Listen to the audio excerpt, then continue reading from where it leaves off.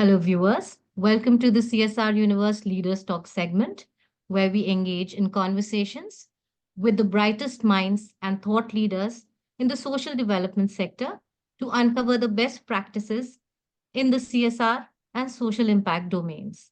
And today we are honored to speak with Mr. Jaikrishna B, President and Group CHRO at Amara Raja Group, a company renowned for its commitment to social impact. Mr. Jaikrishna, a graduate of the Madras School of Social Work and IIM Bangalore, brings a wealth of experience in human resources and has been instrumental in driving key CSR initiatives since joining the company in 2005. So, Amara Raja Group has been a pioneer in social development, believing in fostering positive change through its businesses and communities, even before CSR mandates became a norm in India. From operating the acclaimed Amara Raja Skill Development Center to managing CBSE affiliated schools and empowering rural entrepreneurs, Amara Raja's CSR initiatives are truly transformative. And today, we'll delve deeper into these programs with Mr. Jaikrishna B, exploring their vision, the impact they create, and hoping to uncover valuable best practices for social impact. A very warm welcome to you, sir. Thank you very much. Thank you. Thank you so much for joining us, and we look forward to an insightful discussion with you. Sure.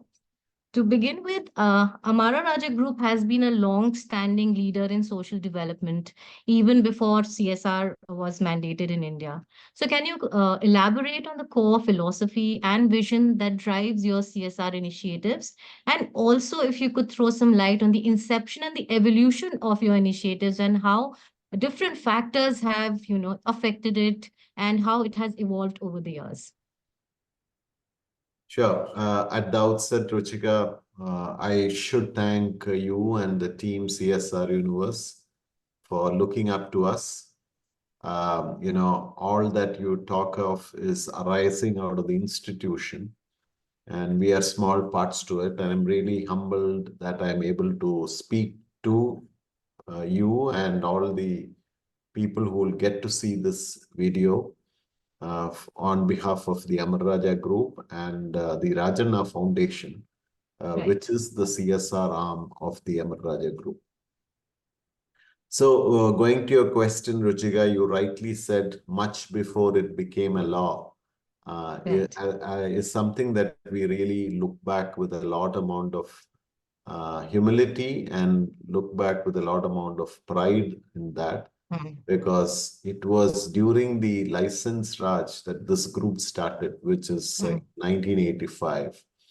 And not necessarily it was a favorable context in India, where it's so difficult to get even a license for an industry. And here is a man, the founder, Dr. Ramchandra Agalla, who at the age of 50, ventures to cross the 7 seas and come across to India and to his native village, which those days are far, far rural than what we see today.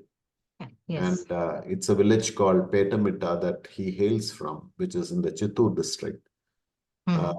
Imagine somebody having the courage of conviction when you have crossed 50, and that too not in this era, even in those days when we are saying, and decides to set up an industry with a focus that I should bring in rural empowerment and I should create employment for the people in my district.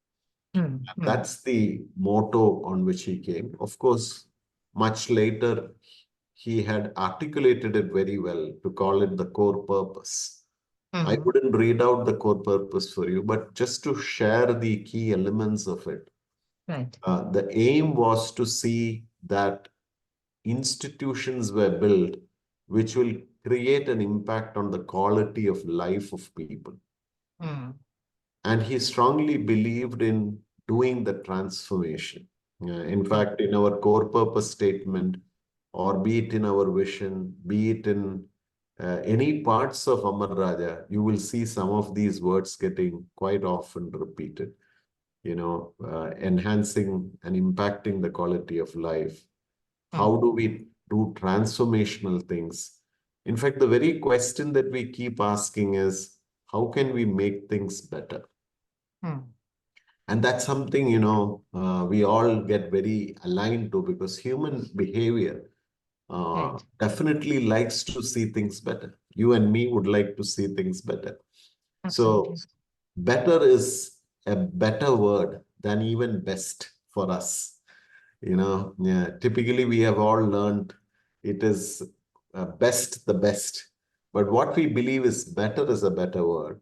For the simple reason, it's a very tall ask.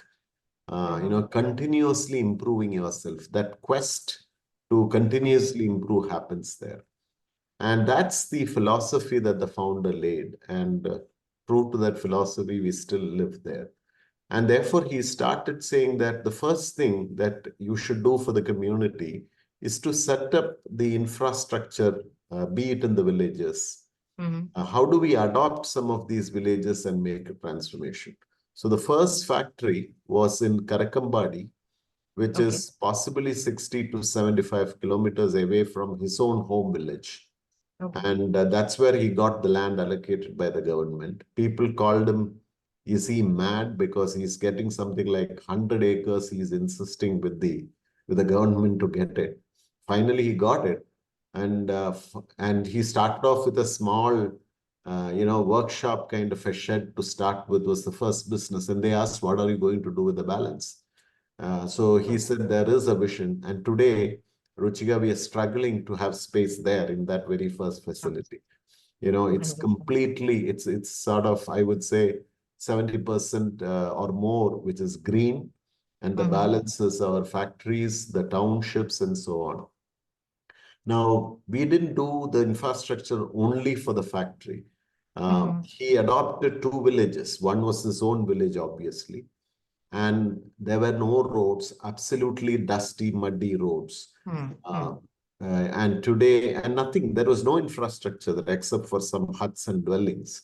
And today that, we have banks there, bank buildings, telephone exchange, rice mills, temples. Wonderful.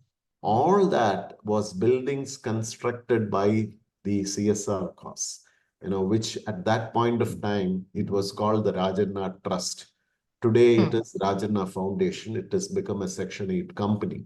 And I'm so proud that I am one of the directors on the board of Rajana Foundation, that I'm able to serve this larger cause. So that's the inception story, I would say, in terms of starting with rural infrastructure. That became the first focus.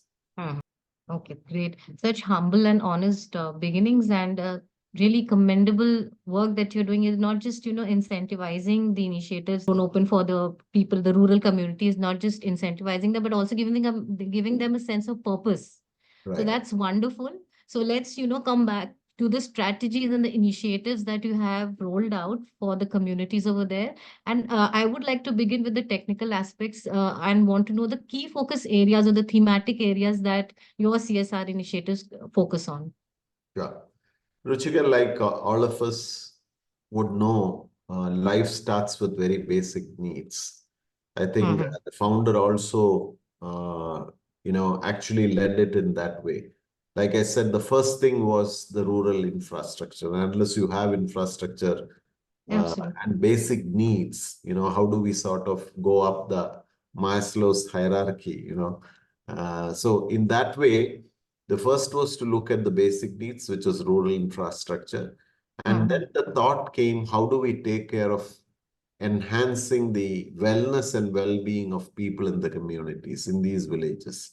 And therefore, the thought process to health came.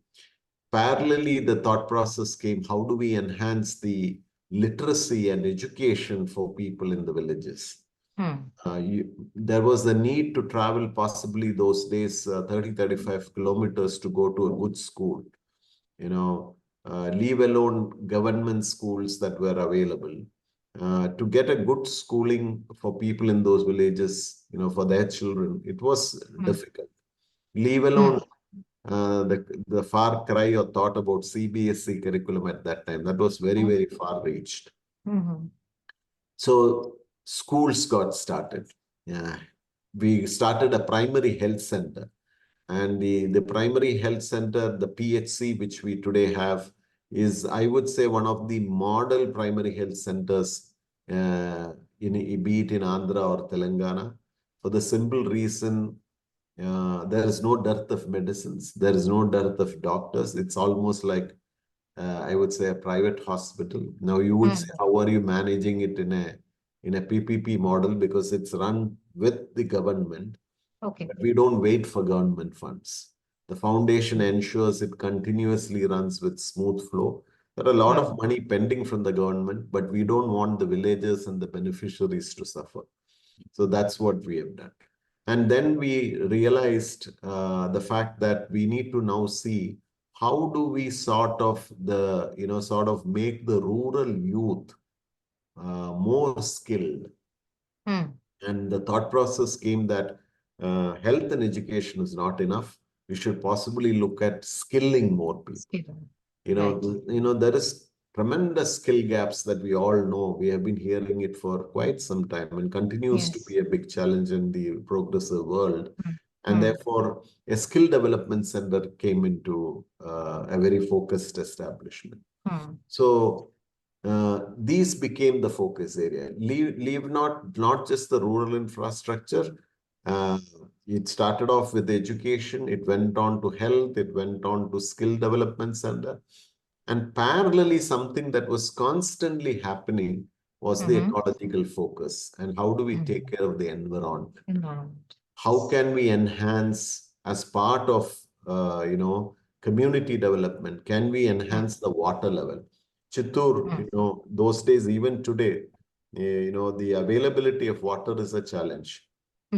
So we started building check dams.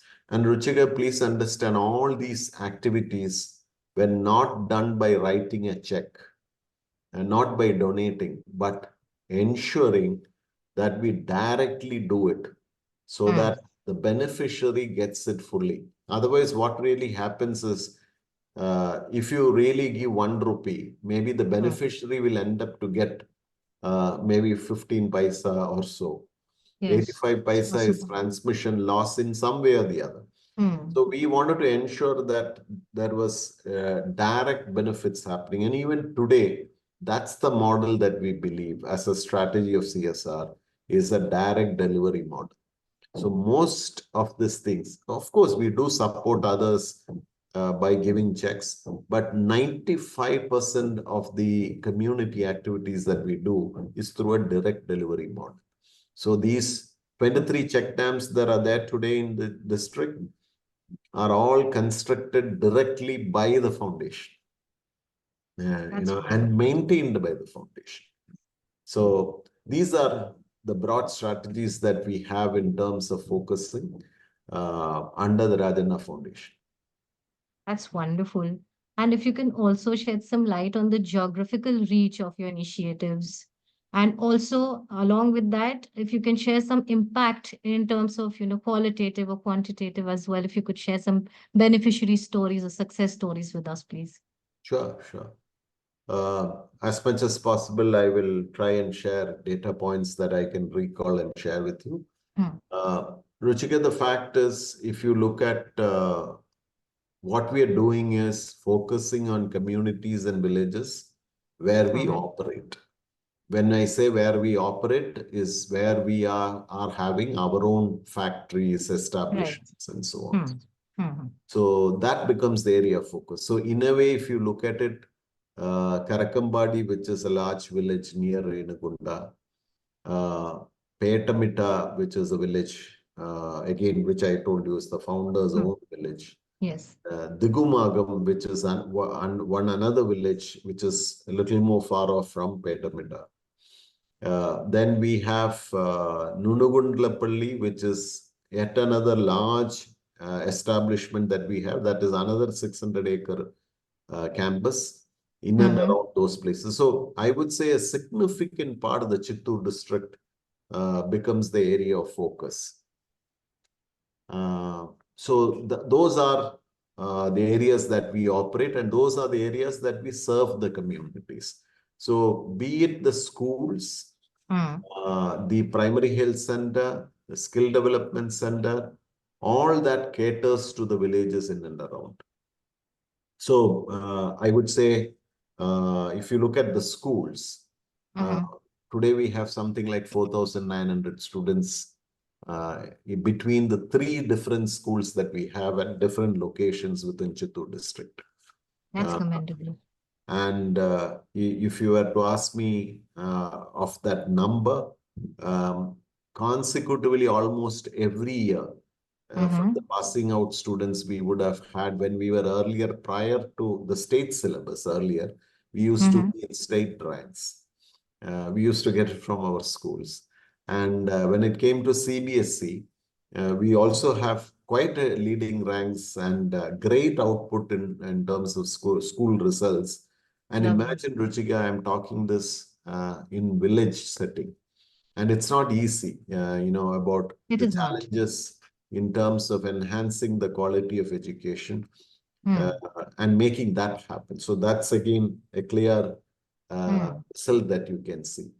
When it comes to primary health center, like I did mention that we will be one of our model primary health center for the simple reason, the doctors that are available, the kind of nursing that is available there, the kind of infrastructure available in that PHC is something state of the art, or I would say one of the leading PHCs that way.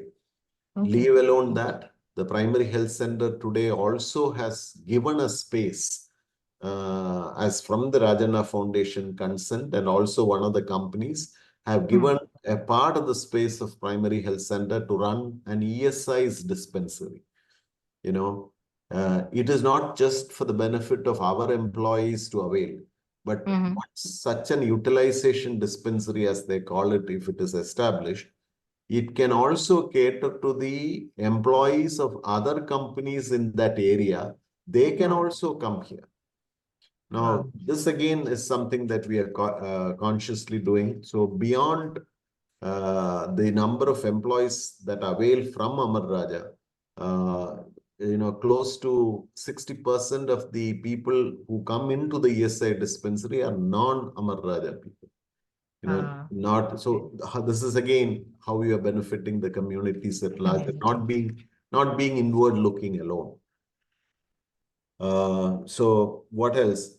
Skill development center. If you look at skill development center, that was established in 2014, and again, I would say a state-of-the-art skill development center.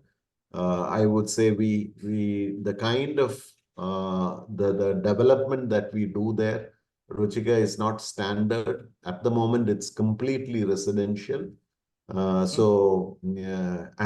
imagine you bring in rural youth, and you start off skill development in a manner that you wake up in the morning at 5:30, get yourself ready, do yoga sessions, you go for play, you then have a certain way of going through your skilling in a manner that is non-threatening and very highly comforting. We teach them life skills. We teach them, not just yoga and games and sports, but even chess, because we believe that has an impact on your life skill.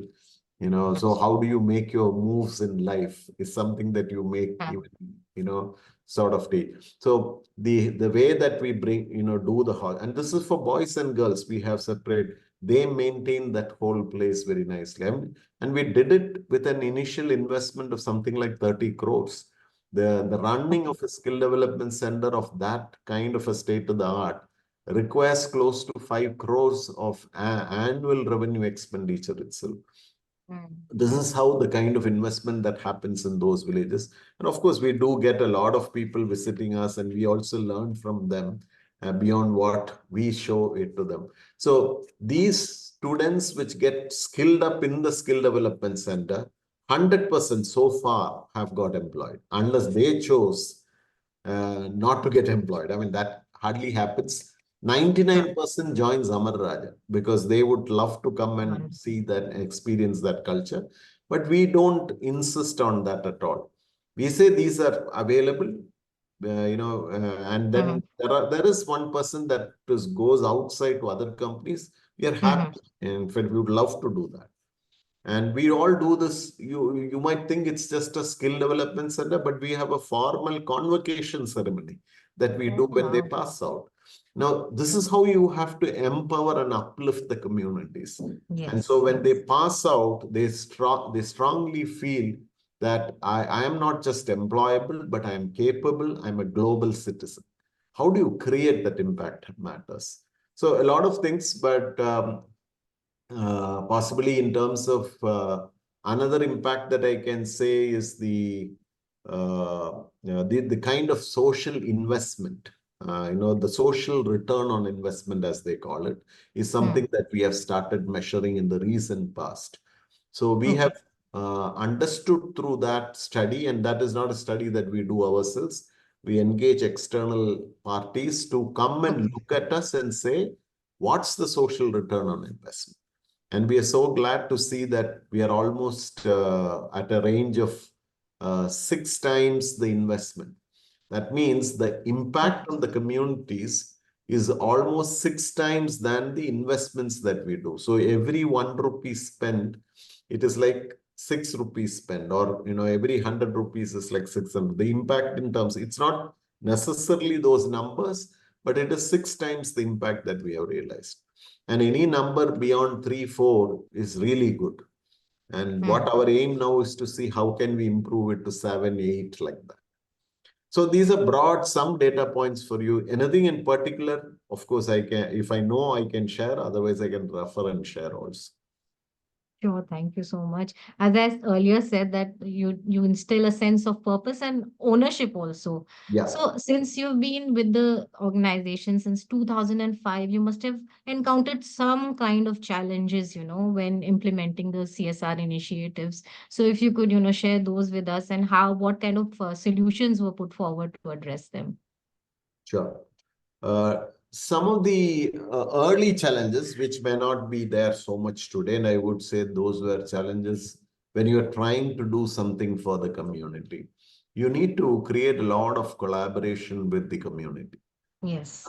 You need to create a lot of buy-in with the community, the stakeholders in the community.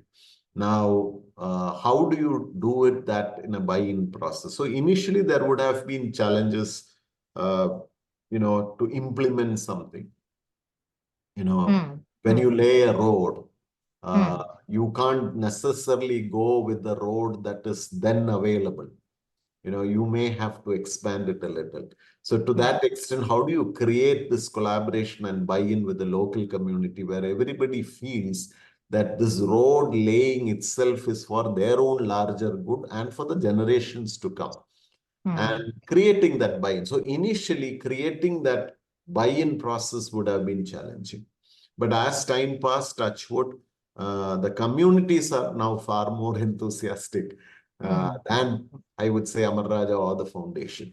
So that would be there. When it comes to education, there were quite a few challenges. Maybe the type of challenges vary, but challenges always remain because education is not as easy as we think, especially rural education. Yes, yes. There is it is three-pronged. You have the student, you have the parent, you have the teacher. And the teacher is part of the school and the management per se. How do you create this, partnership with the student, the teacher, and the parent? All are critical elements. And there will be challenges all the time. Somebody saying, I wish the bus facility is started, initially. Okay. Then once you start the bus facility, somebody would say, I wish the bus facility got extended to this place also. Right. Then we do that. Then somebody says, I wish it was also to this place. You keep on enhancing the kilometer radius. Then at some point you say, children cannot be traveling that long to come to the school. So you create that. So there will be those kind of interesting challenges which you have to do through your conversations relationships, and collaboration. And then there.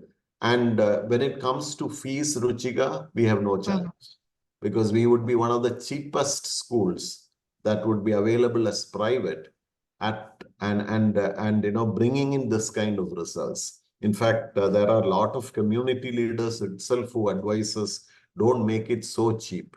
So we try to enhance that from time to time. So there are those kind of challenges that happen in terms of how do you create this collaboration between the parent, the child, and the teacher, and working in unison.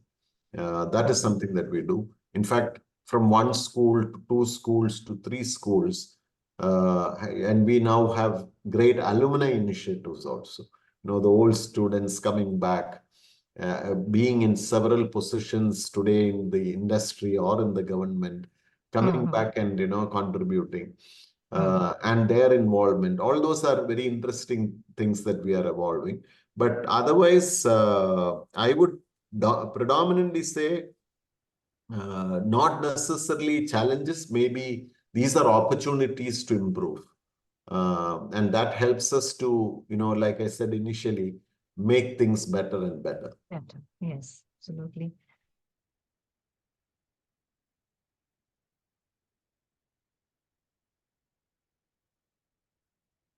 Am I audible? Yeah, you are now audible, Ruchika. Yes. Should I repeat myself? I didn't hear you. Sorry. Yes. Okay. I was saying since we were talking about community engagement being a key to the success of CSR Yes. initiatives, uh, how do you customize or do you take into consideration their feedback, just like you told me about the education system where you take the feedback and then you work on it? What about the other initiatives? How do you customize the initiatives according to their particular needs, and have you faced any kind of challenges there as well? Right. Good question. Not so much of challenges because as part of our own strategy implementation, it was always through the involvement and feedback of the stakeholders in the community. Okay. Now, it's very important, Ruchika, that you don't do something for the larger good of the community and try to take all its credit. You need to share the credit even with as simple as even a villager there or your panchayat presidents, the secretaries. Now, so how do you create, we would have decided that this is good for the community, but everything that you think may not be good, right? And therefore, you go with some thought process, but completely flexible to change that thought process. So what we do is once we have an idea, and some of these ideas are not our own ideas. These are also ideas that would have generated from the stakeholders in the community, and so there is a way of creating some forums of interaction with villagers at large and then distilling it to the key stakeholders like the president of the panchayat, the secretary, that they would have their own small committees. So we sort of do a focus group discussion with them, broaden the idea that is there in place, and jointly execute and give a lot of credit to them for having got that idea and implemented, even though it might be yours, your money, that doesn't matter. Challenges will always be there from a perspective of somebody viewing something else as more important as against maybe what we are viewing. But we deliberate our idea and ask them, and so there will be some 90% of the people feeling, yeah, we definitely need this rice mill as a priority. But somebody else may say, no, let us put a cooperative stores or depending on that. So those opinions varying will happen. But otherwise, we don't have much of a challenge. If I were to share this with humility, I will also say, Rujika, that sometimes we wonder that the community engagement is far superior than the employee engagement for people in the factories. I'm not demeaning them, but the fact that's how the communities have to be. So to a great extent, they have been a great pillar of support to make these changes happen. Also, are you forging any partnerships with other corporates or NGOs or any other social sector stakeholders to amplify your efforts? Sure. So what we are now doing, basically from a school perspective, we have definitely certain vendors in terms of ensuring digital tools supply for our own educational system. Okay. When it comes to skill development center, we have corporates like Schneider who have Mm-hmm. given us equipments because they understand our objective of skilling rural communities. So we work with them. We Mm-hmm. work with, say, on the infra skilling aspect, no, the infrastructure skilling aspect in terms of plumbing and so on, those Mm-hmm. skills. We have support from Jaguar. So Okay. there are corporates who we work in collaboration with, like a partnership, to see that those skills get imparted very strongly with the communities. In fact, as we speak now, Ruchika, we are now establishing one more skill development center in the Okay. Degumagam village. Okay. There also, we are getting into partnership with a couple of organizations to ensure that state-of-the-art skilling methods are Mm. possible. And that's Mm. something we are doing. In terms of overall foundation activities, at the moment, we don't have any partnerships. Mm. But we do extend support and benefits. For example, Mm. we have, what to say, community infrastructure. If something else is coming a little far away, may not necessarily be in the communities we operate, but Okay. somebody approaches, we sort of give some amount of donation to Okay. ensure that infrastructure comes up. It could be maybe a garden that comes somewhere Mm. near the town, Okay. or it could be a crematorium, which is also for larger good. So Okay. you evaluate the benefits and do that. So those kind of partnerships also do happen. In terms of working with partners like, say, Confederation of Indian Industry, Indian Mm-hmm. Institute of Management, Bangalore, you might wonder, what are you doing with them? We engage those kind of agencies. I'm just saying only two examples, uh, Uh-huh. to come and do an impact study of our CSR activities. Oh, wonderful. Okay. If we do ourselves and say, no, I am at this level, like I talked Right. about six, Right. six is not a measure that we did it. It was done Mm. by the Confederation of Indian Mm. Industry. Mm. So we engage such reputed partners in terms of, please come, see, talk to our stakeholders, talk to the communities, and tell us how we are impacting them. Tell us what are the areas of improvement. We use those studies, therefore, to do. So there are a host of such partners whom we work with to excel in our CSR activities. That's wonderful. So I think it's very inspiring to know that the group is actually focusing on long-term and meaningful outcomes, not just for the community, but those Yeah. around also. So with that, I have two questions in my mind. First is that one of your goals is actually to create non-migratory employment opportunities. So how do you ensure the sustainability of employment uh, for those trained through your programs? And within that, how inclusive are you? Because your CSR initiatives also focus on promoting gender equality. So if Yeah. you could throw some light on these two Sure. aspects. Great question, Ruchika. Thanks for bringing it up in terms of non-migratory employment.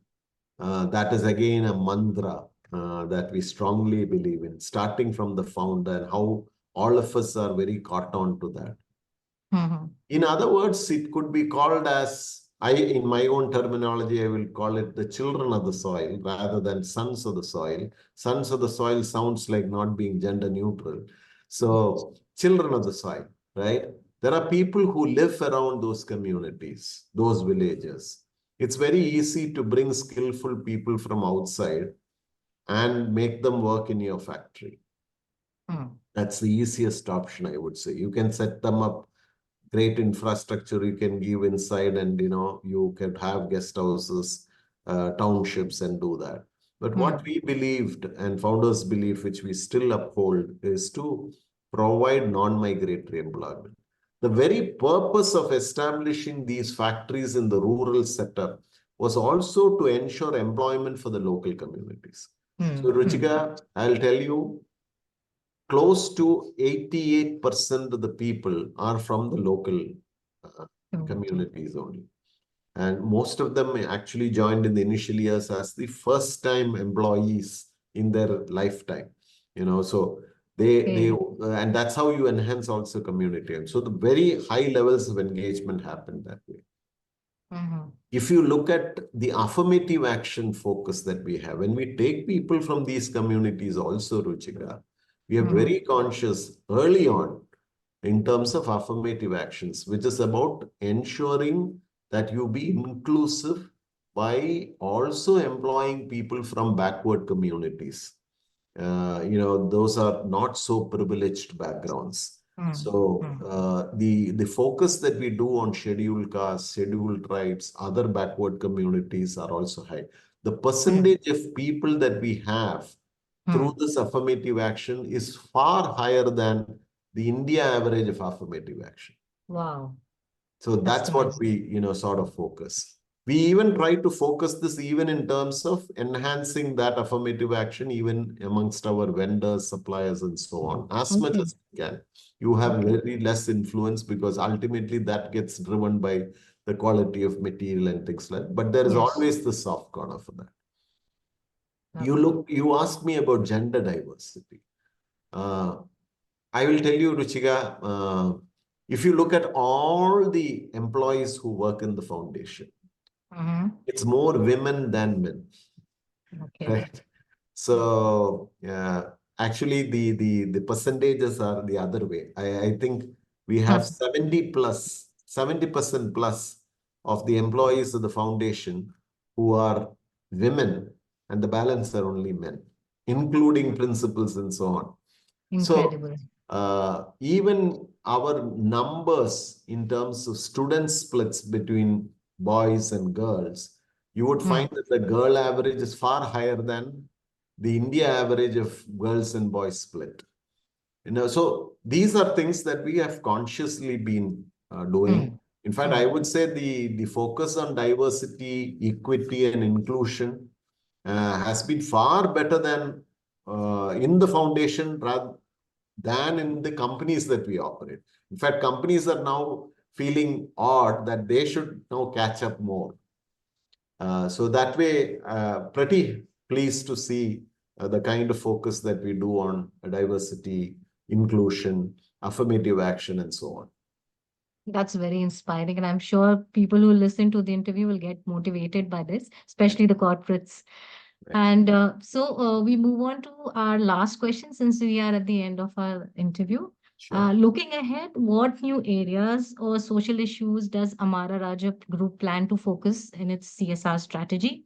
And how do you plan to incorporate innovation to adapt to the changing social needs and technological advancements also? Sure, great. So Ruchika, from a focus point, we generally would like to focus on the existing areas because those areas we need to excel much more. Be it education, be it skills, be it health. And amongst that, we do have quite a few blueprints in terms of how we want to excel on these.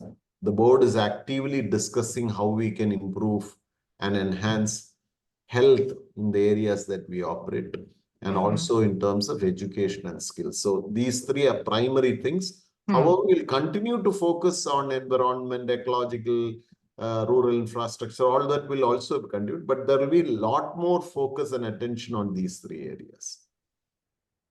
The other thing is also empowering people.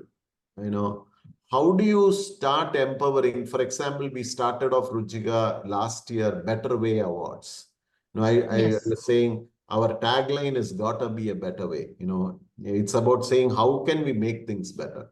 So we started empowering and encouraging rural entrepreneurship. Now, these awards are given for rural entrepreneurship. In fact, last year was the first year that we do it. And not just giving them, each award is 3 lakhs rupees. And we also give as part of the reward is a mentorship by our senior leaders from the Amara Raja Group. We just started, it's in progress. So you would find that this mentorship program is an additional benefit that we actually sort of provided for the entrepreneurs. So last year we went to 3. Hopefully, this program will take it to a better heights, and that would be one another vision that we have. Not just do it in the communities that we operate, can we also? So one of the winner was from Ranchi. So anybody can apply, not necessarily that rural entrepreneurship we are promoting only in the areas we operate. Across the country, this was announced, and that's how we have done that.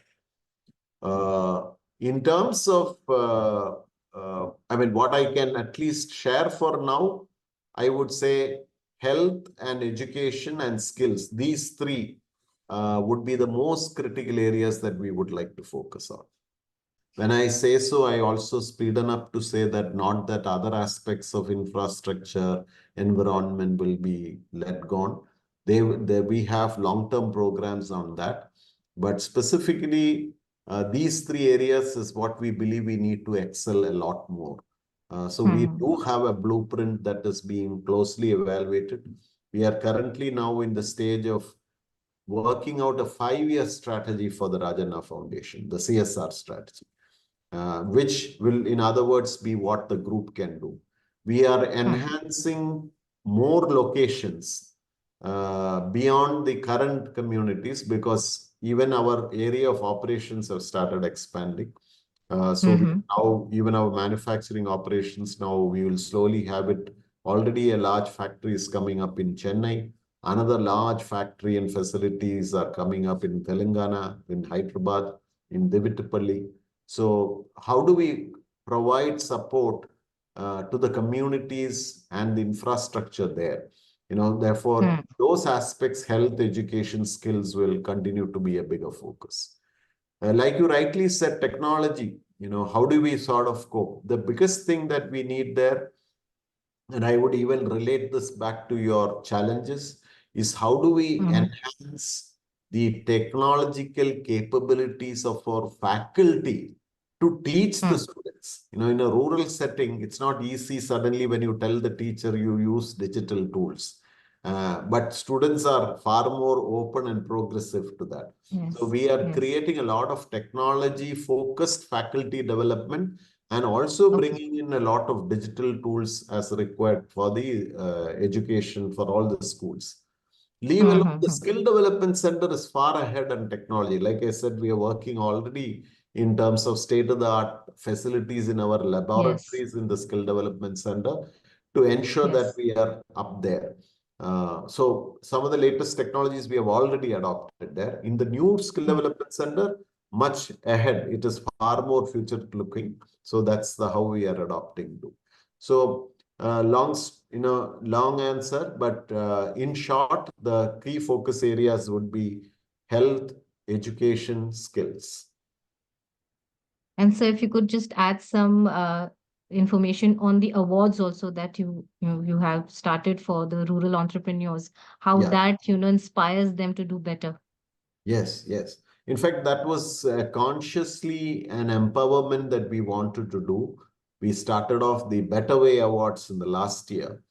The Better Way Awards in the last year was more to say it stays in line with our motto, which says, gotta be a better way. So whosoever is creating an impact and making things better for the rural folks, things you can become an entrepreneur, a startup in town, cities and all that. But how are you being a rural entrepreneur and ensuring that you are creating women employment? You are doing agri-based kind of entrepreneurship. So those are focus areas that we are doing. So at the moment, we have instilled something like 3 awards which is called the Better Way Awards. One is in terms of rural income generation. The other is agri-based. And the third one is the women empowerment or women employment generating businesses. All under that basket of rural entrepreneurship. And the larger objectives, are they making things better? So that is what we are looking at. In the coming years, We intend to focus a lot more areas if possible. But at the moment, we started with this. The unique thing of this award is also a support and mentorship from the senior leadership of the Amara Raja Group. So these entrepreneurs, if they need, say, some kind of an advice to run the business, that mentoring support is being provided by the Amara Raja Group. So that is the uniqueness of the Better Way Awards.